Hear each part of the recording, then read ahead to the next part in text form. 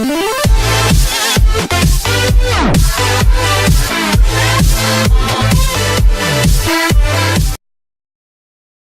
SEC coaching carousel features some good shows, some bad. In Tennessee, Atlanta, the Brits have been known to use their uncommonly clear eyes to observe one of the utmost characteristics of the United States: we excel at razzmatazz. Sometimes they sneer at it, sometimes they don't. Just this very fall in Austin, the British driver Lewis Hamilton, hoping for enhanced razzmatazz in Formula One, told Gearhead reporters, "The Americans are way better than us Europeans in putting shows on. You look at the Super Bowl, the NFL games, the NBA games. Yet then, because we excel at razzmatazz, we have become addicted to razzmatazz.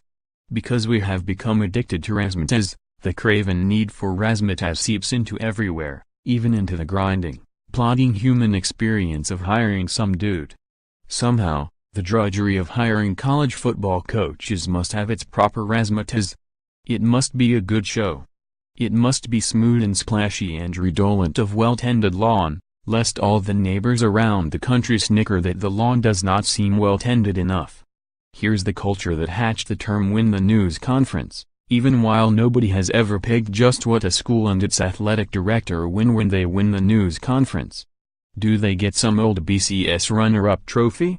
Do they get a replica of an Irving G. Thalberg Award?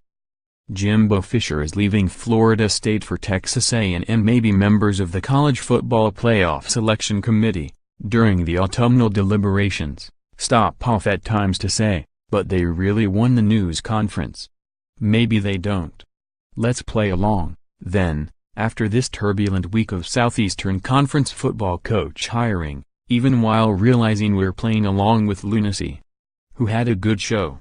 Florida had a good show, Mississippi State a fine show, Ole Miss a decent show, Texas A&M a good show even as some of us might doubt whether the show is as good as people think it is, and then Tennessee. Tennessee, of course, has had a show wretched enough to compel a nation or at least a Twitter nation. Florida nibbled professionally with Chip Kelly and whatnot, then lured its former offensive coordinator, Dan Mullen, from Mississippi State. Good show. Taut. Stable. Decently directed. Ole Miss deleted the word interim from the descriptions of Matt Luke, as does happen here and there. Decent show. Steady. Mississippi State won at the art of curiosity, importing offensive coordinator Joe Moorhead from Penn State, making Moorhead that rare human who will have coached in both New York, Fordham, and Starkville, Mississippi State. Ole Miss gets additional one-year bowl ban credit that man for seeing the beauty in the verdant places, and credit Mississippi State for a fine, interesting show. Novel. Cross-regional. Texas A&M spent a big bale of Texas money to reel Jimbo Fisher from Florida State, knowing that Fisher just went 5-6 after proving unable to solve losing his starting quarterback to injury, and knowing that Fisher went 27-1 with Jameis Winston at quarterback, and a very good 56-22 without Winston, and a suitable but complaint-worthy 25-12 since Winston left for the NFL. Splashy. Tennessee, meanwhile, has not won its news conference because it has not had its news conference. It fired John Currie, the athletic director, on Friday. Here's a summary of what Currie had done thus far. He had been hired on April 1st, a date perhaps portentous. He had fired the previous coach on Sunday, November 12th, in a news conference so dreary it threatened to numb every nerve ending in the room as well as some nerve endings connected only through satellite radio, all of which, of course, should have been irrelevant. He found his choice for coach, a choice endorsed and employed by Ohio State's Urban Meyer, one of the 3 top coaches in the country. Tennessee fans rebelled heavily at Currie's choice, so Currie rescinded that offer and carried on. Championship weekend is packed with high-profile rematches. He asked another guy. The other guy said no. So he asked another guy. This other guy said no. So he asked another guy. That other guy said no. So he asked another guy. That guy said no. This was not a good show. Currie may have asked other guys, those other guys may have said no. And somewhere along the way, if allowed to continue, he might have found Bear freaking Bryant. Nobody knows. It was an employer's process in seeking an employee, but it so crucially lacked the razzmatazz to be a good show. It had insufficient sexiness. It even had temporary rejections.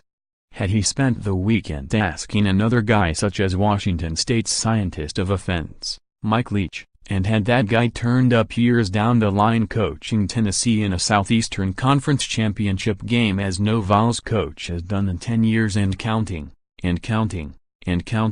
everyone would have looked back upon the search as a fleeting inconvenience. Some people might have lauded Currie's persistence. Yet the intricately viewed rejections made the lawn look unkempt. It made the show muddled, uneven, even splintered. Where's the plot?